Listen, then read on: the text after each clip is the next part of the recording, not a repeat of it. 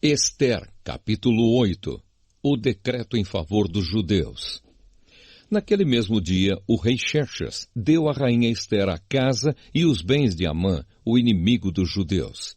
E Mordecai foi apresentado ao rei, porque Ester contou que Mordecai era seu parente. Então o rei tirou o seu anel-sinete que ele tinha tomado de Amã e o deu a Mordecai. E Ester nomeou Mordecai como administrador de todos os bens de Amã. Depois Ester se jogou aos pés do rei e, chorando, pediu que anulasse a ordem de Amã, o descendente de Agag, e que não deixasse que o terrível plano de Amã contra os judeus fosse executado. O rei estendeu o cetro de ouro para Ester. Ela se levantou e ficou de pé diante dele. Então disse: Se for do agrado do rei, e se eu puder contar com a sua bondade, e se o Senhor achar que o que eu peço está certo, então assine um decreto anulando a ordem de Amã, a ordem que o filho de Amedata e descendente de Agag deu para que no reino inteiro todos os judeus sejam mortos. Pois eu não poderei suportar a destruição do meu povo e a morte dos meus parentes. E o rei Xerxes disse à rainha Ester e ao judeu Mordecai: Eu mandei enforcar Amã por causa do plano que ele havia feito para matar os judeus e dei todos os seus bens a Ester. Mas uma ordem dada em nome do rei e carimbada com o anel real não pode ser anulada. Porém escrevam o que quiserem aos judeus, assinem em meu nome e selem as cartas com o meu anel.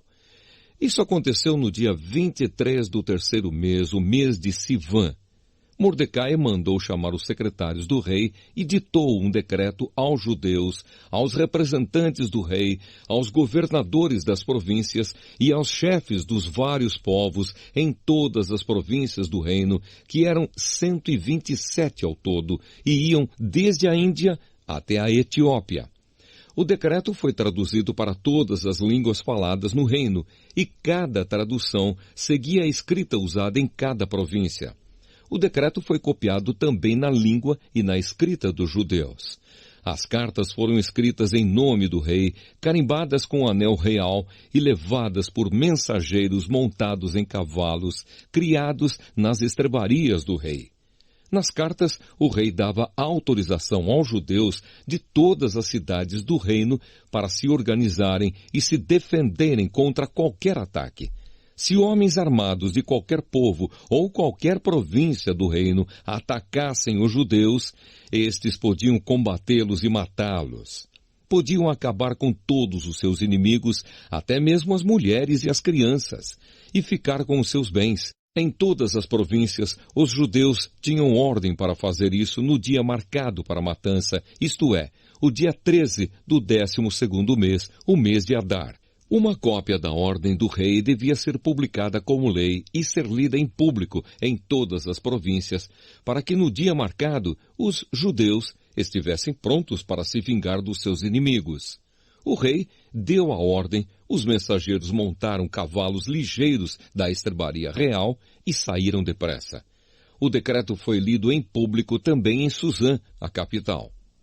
Mordecai saiu do palácio usando uma roupa real azul e branca, com uma grande coroa de ouro na cabeça e uma capa vermelha de linho fino. Todos os moradores da cidade de Suzã ficaram muito contentes e soltaram gritos de alegria. E para os judeus brilhou a luz da felicidade, da alegria e da vitória. Em todas as cidades do reino onde foi lida a ordem do rei, os judeus ficaram felizes e se alegraram, e comemoraram com festas e banquetes. Além disso, entre os vários povos do reino, muitos se tornaram judeus, pois agora estavam com medo deles.